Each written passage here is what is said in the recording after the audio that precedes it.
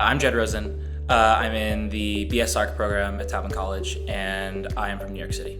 I'm Mark Boynton. I'm a BS Arc senior and also a minor in business.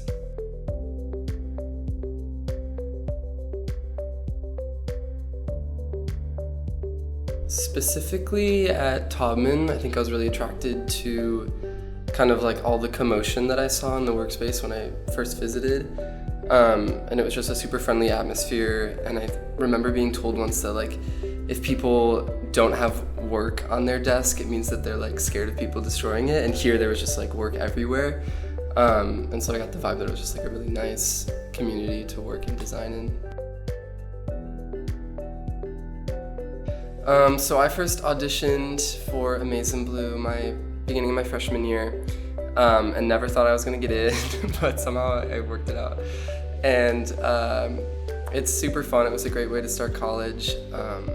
The a cappella community at Michigan is actually like one of the biggest in the nation, probably with about 300 people in it around there.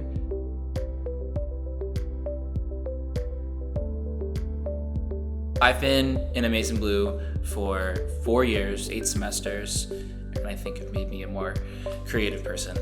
And it really added to my architectural experience. I feel like if I didn't have anything outside of architecture, I might, not be able to explore my creative expression, as broadly as I can.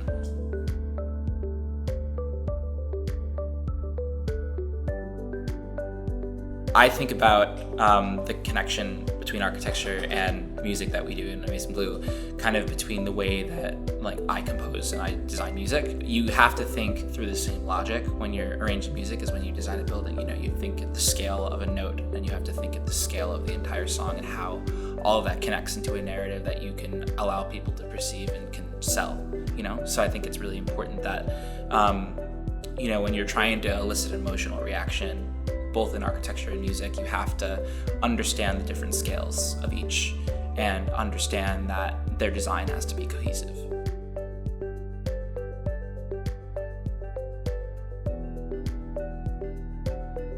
The biggest similarity that I sort of have seen in music / performing and architecture is kind of always understanding who your audience is, and also understanding the prompt, because that can kind of control your entire project or your entire song or performance.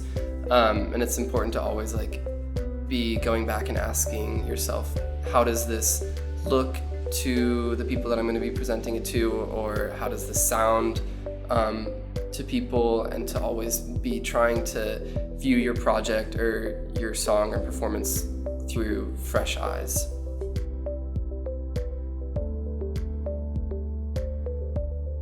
I think it's funny that Mark and I, we'd be in the middle of final review always, right? Because that's when all the major things would happen, and we would run out at 9 or 10 p.m. for rehearsal, and then we'd come back at 12, 12:30, and then have to keep working. And no one in our group would understand why we were there so late. But I think to me it was really exhilarating, because it was just part of this really unique kind of story that only we knew. It made it more exciting, and I think if I didn't have all those late nights, I think it wouldn't have paid off as much, when I was successful, both in architecture and both in Amazing Blue. That she's capable of anything, it's riveting, but when she wakes up, he's always gone.